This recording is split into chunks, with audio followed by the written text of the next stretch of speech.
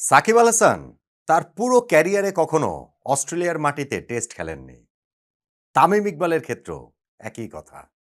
মুশফিকুর রহিম ক্যারিয়ারের এই সায়ান্নে এসে সেই সুযোগটা তিনি পাচ্ছেন অবশেষে। এই একদিক থেকে সাকিব তামিমদের চেয়ে মুশফিক নিজেকে একটু ভাগ্যবান মনে করতে পারেন। আবার একই সঙ্গে ভাগ্যবান আমি পজিটিভ সেন্সেই বলছি যে এতদিন ধরে তিনি খেলছেন, তিনি নিজেকে ফিট রেখেছেন, এখনও তিনি বাংলাদেশ টিমে কন্ট্রিবিউট করছেন। ফলে সেইটারই এক অর্থে পুরস্কার স্বরূপ অস্ট্রেলিয়ার মাটিতে টেস্ট খেলার সুযোগ এই মুশফিকুর রহিম পাচ্ছেন। বাংলাদেশ অস্ট্রেলিয়া যে টেস্ট সিরিজটা শুরু হচ্ছে আগামীকাল বাংলাদেশ সময় সকাল 6:30টায় প্রথম টেস্টে বল যখন মাঠে গড়াবে, এইটা বাংলাদেশ ক্রিকেটের জন্য একটা ঘটনা। আমি অর্জন না বললেও ঘটনা বলবো। টেস্ট খেলাটা তো আর অস্ট্রেলিয়া মাটিতে সেটা কোনো অর্জন না। কিন্তু ধরেন ২০০৩ সালে সর্বশেষ আমরা অস্ট্রেলিয়া মাটিতে টেস্ট খেলেছি। ২৩ বছর পর আবার যখন সেই দেশে টেস্ট ম্যাচ খেলতে নামছে বাংলাদেশ, সেইটা নিঃসন্দেহে একটা ঘটনা। প্রশ্ন হচ্ছে এই ঘটনাটাতে বাংলাদেশ আসলে কিভাবে রিঅ্যাক্ট করবে? অস্ট্রেলিয়া মাটিতে টেস্ট খেলার রোমাঞ্চ রয়েছে। কিন্তু সেইখানটাতে আমরা কি অস্ট্রেলিয়ার সঙ্গে চোখে চোখ রেখে লড়াই করতে পারবো? খেলাটাকে কি আমরা প্রতিদ্বন্দ্বিতা করে তুলতে পারবো? বাংলাদেশের এই টেস্ট টিমটার উপরে কি সেই ভরসা রাখা যায়? নাজমুল হোসেন শান্তর প্রেস কনফারেন্সে তিনি যতটা কনফিডেন্ট ছিলেন, মাঠেও কি ঐরকম আত্মবিশ্বাসী ক্রিকেটটা বাংলাদেশের ছেলেরা খেলতে পারবে কিনা? এবং কোন একাদশ নিয়ে খেলবে? অস্ট্রেলিয়া তো তাদের একাদশ ঘোষণা করে দিয়েছে। আমাদের সম্ভাব্য সেরা একাদশটা কেমন হতে পারে? সবকিছু মিলিয়েই আলোচনাটা একটু করতে চাই। দেখুন, অস্ট্রেলিয়া মাটিতে বাংলাদেশ টেস্ট ম্যাচ খেলবে। এইটাই একটা রোমাঞ্চের জন্য যথেষ্ট ব্যাপার। যেটা বলছিলাম ২৩ বছর ধরে আমরা সেখানটাতে খেলি না। কিন্তু ওইখানটাতে আমরা কিরকম পারফর্ম করব, সেই জায়গাটাতে বারবার প্রশ্নবোধক চিহ্ন হিসেবে দাঁড়িয়ে যায় বাংলাদেশের অধারাবাহিকতা। বাংলাদেশের ক্রিকেটাররা যেমন অধারাবাহিক, আমাদের টিমের পারফরম্যান্স অধারাবাহিক এবং আমাদের অন্য ফরম্যাটে যেমন টেস্ট ফরম্যাটেও তেমন। টেস্টে এই বাংলাদেশ পাকিস্তানের বিপক্ষে ঘরের মাটিতে আমরা ২ টা টেস্টই কি রোমাঞ্চকরভাবে জিতে নিলাম। তার আগে আয়ারল্যান্ডের বিপক্ষেও যদি ২ টা টেস্ট জয় ধরেন তাহলে টানা ৪ টা টেস্ট ম্যাচ আমরা জিতেছি। আচ্ছা, আয়ারল্যান্ডটা বাদ দেন। পাকিস্তানেরও ভাই যতই পাকিস্তান দুর্বল হয়ে যাক, আগের মতো না থাকুক, কিন্তু তাদের বিপক্ষে টেস্ট ম্যাচ জেতাটা ম্যাটার করে তো। আমরা ২ বছর আগে পাকিস্তানের মাটিতে গিয়ে ওদেরকে ২-০ তে হারিয়ে এসেছি। এইবার ঘরের মাটিতে পাকিস্তানকে ২-০ তে হারালাম। অথচ সেই বাংলাদেশ কিনা জিম্বাবুয়ের মাটিতে গিয়ে সেখানে খেলতে গিয়ে জিম্বাবুয়ের কাছে একমাত্র টেস্ট আমরা শুধু হারিয়েনি, ইনিংস ব্যবধানে আমরা হেরে গিয়েছিলাম। ফলে এই নাজমুল হোসেন শান্তর কোন দলটাকে যে দেখা যাবে, কোন রূপে যে দেখা যাবে ডক্টর জ্যাকেল অ্যান্ড মিস্টার হাইডের মধ্যে অস্ট্রেলিয়ার বিপক্ষে টেস্টে, সেইটা খুব ইন্টারেস্টিং বিষয় হবে এবং সেখানে নিশ্চিতভাবে ডক্টর জ্যাকেল রূপটা, ভালো রূপটা, টেস্ট ক্রিকেটে যে আমরা আগের চেয়ে অনেক বেশি ধারাবাহিকভাবে কিছুটা ধারাবাহিকতা এসেছে, আগের চেয়ে ভালো খেলছি, সেইটার প্রমাণ রাখার সেই স্বাক্ষরটা, ছাপটা রেখে যাওয়ার সুযোগ বাংলাদেশের ক্রিকেট দলের সামনে রয়েছে। অস্ট্রেলিয়া তাদের রীতি মেনে যথারীতি এই টেস্টের আগের দিনই একাদশটা ঘোষণা করে দিয়েছেন।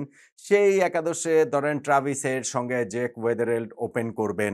ঘরের মাটির ছেলে, এই যেখানটাতে খেলা হচ্ছে ডারউইনের সেইখানটাতে। নাম্বার 3 তে মার্নাস লাবুশন খেলবেন। যদিও তিনি অনেকদিন ধরেই ফর্মে নেই, তার জন্য এই সিরিজটা খুব ক্রুশাল। এরপরে স্টিভেন স্মিথ, ক্যামেরুন গ্রিন তাকে ৫ নাম্বারে খেলানো হবে। অ্যালেক্স ক্যারি এবং হচ্ছে গিয়ে বাও ওয়েবস্টার। এই তাদের মোটামুটি ব্যাটিং লাইনআপ। সঙ্গে হচ্ছে গিয়ে ৪ বোলার। সেই ৪ বোলারের মধ্যে নাথান লায়ন স্পিনার তিনি আছেন এবং তাদের বিগ ৩ যেই pacer Mitchell Starc, Josh Hazlewood এবং প্যাট কামিন্স, এই ৩ জন থাকছেন। এখন দেখেন অস্ট্রেলিয়ার এই টিমটার মধ্যে হচ্ছে গিয়ে ৩ জনই পেসার তো রয়েছেনই। স্কট বোল্যান্ডের মতো পেসারকে তাদের বাদ দিতে হয়েছে, যিনি গত অ্যাশেজে এত ভালো খেলেছিলেন। এই ৩ জন কামিন্স, স্টার্ক এবং হ্যাজেলউড প্রায় ১ বছর পরে তারা আবার একসঙ্গে মাঠে নামছেন। নাথান লায়নও অ্যাশেজে ইনজুরির কারণে তিনি ছিটকে গিয়েছিলেন মাঝপথে, তিনিও এইখানটাতে ফিরেছেন। ফলে অস্ট্রেলিয়াকে পূর্ণ শক্তির দল নিয়েই তারা এইখানটাতে খেলছে। বাংলাদেশ বলে যে তারা একটু কম দুর্বল, মানে অন্যান্য খেলোয়াড়দের পরীক্ষা-নিরীক্ষা করবে, সেই সুযোগটাও আসলে নাই কেন? কারণ অস্ট্রেলিয়া সামনের ১ বছর সময়ের মধ্যে তারা ২০টা ২১টা টেস্ট ম্যাচ খেলবে। ফলে এই সিজনটা যেহেতু শুরু হচ্ছে তাদের জন্য এটা গুরুত্বপূর্ণ। ৩ পেসারের সঙ্গে তাদের ওই ২ pace bowling allrounder Cameron Green এবং ওয়েবস্টার, এই ২ জনও কিন্তু রয়েছেন। আর ব্যাটিং লাইনআপের কথাটা তো বললামই। ফলে বাংলাদেশের সামনে একটা হিউজ চ্যালেঞ্জ অপেক্ষা করে আছে। বাংলাদেশ, অস্ট্রেলিয়া এই ২ টা দেশ যে ৬ বার টেস্টে মুখোমুখি হয়েছে তার মধ্যে কিন্তু বাংলাদেশ ৫ টা তো হেরেছে। একটা কিন্তু আমরা জিতেছি। ২০১৭ সালের সেই জয়, যেইটা সাকিব আল হাসান বলেন যে তার ক্যারিয়ারের সবচেয়ে, তার পারফরম্যান্স এর দিক থেকে সবচেয়ে তৃপ্তিদায়ক জয়গুলোর মধ্যে ওই অস্ট্রেলিয়ার বিপক্ষে টেস্ট জয়ের কথাটা তিনি সবসময়ই বলেন। আমরা যে ২০০৩ সালে খেলতে গিয়েছিলাম অস্ট্রেলিয়ায়, সেখানে কিন্তু ২ টো টেস্টই বাংলাদেশ আমরা হেরেছিলাম তো বটেই, ইনিংস ব্যবধানে হেরেছিলাম। আমরা খুব একটা প্রতিদ্বন্দ্বিতা করতে পারিনি। অবশ্য তখন বাংলাদেশের টেস্ট ক্রিকেটের বয়স ছিল মাত্র ৩ বছর, এখন ২৬ বছর। অবশ্য এইখানটা তো আপনি বলতে পারেন যে আসলে কতটুকু উন্নতি আমরা এই জায়গাটাতে করেছি। ওই যে বললাম যে পাকিস্তানের সঙ্গে আমরা তাদেরকে হারিয়ে দেই, হোয়াইট ওয়াশ করে দেই। কিন্তু আবার জিম্বাবুয়ের কাছে গিয়ে আমরা হেরে যাই। ফলে ওই অধারাবাহিকতা জায়গাটাতে রয়েছে। অস্ট্রেলিয়ার সঙ্গে বাংলাদেশের কিন্তু আরো একটা খুব দুর্দান্ত ম্যাচের স্মৃতি, টেস্ট ম্যাচের স্মৃতি রয়েছে ২০০৬ ফতুল্লার টেস্ট, যেইটা আসলে বাংলাদেশ জিততে পারত। জিততেই পারত আসলে। ওইখানটাতে আমরা একটুর জন্যই আসলে আমরা ওই যে রিকি পন্টিং একটা দুর্দান্ত ইনিংস, সেই ইনিংসটার কারণে শেষ পর্যন্ত আমরা ম্যাচটা হেরে গিয়েছিলাম। এখন আমরা যে টেস্ট ম্যাচটা খেলতে নামছি এইখানটাতে, আমাদের ক্যাপ্টেন নাজমুল হোসেন শান্ত প্রেস কনফারেন্সে খুবই আত্মবিশ্বাস নিয়ে বলেছেন যে ৫ দিনে আমরা ভালো ক্রিকেট খেলতে চাই।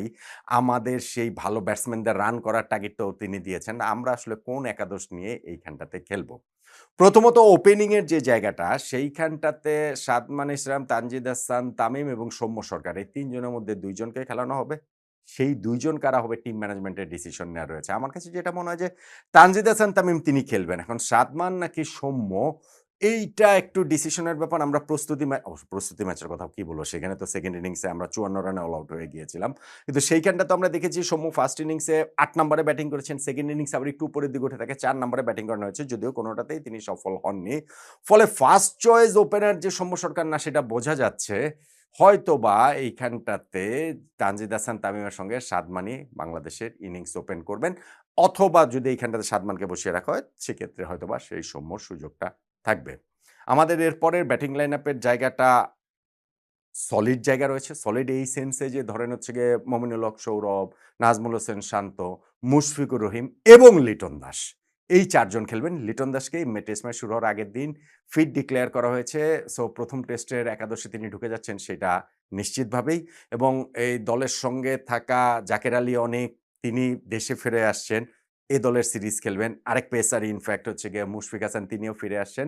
শরীফুল তিনি দলের সঙ্গে গিয়ে যোগ দিচ্ছেন সেকেন্ড টেস্টের জন্য, ফার্স্ট টেস্টে না। কিন্তু ওই যে লিটন দাস যে খেলছেন, ফিরছেন একাদশে, সেইটা বাংলাদেশের জন্য অবশ্যই একটা স্বস্তির বিষয়। নাম্বার 7 এ মেহেদী হাসান মিরাজ খেলবেন।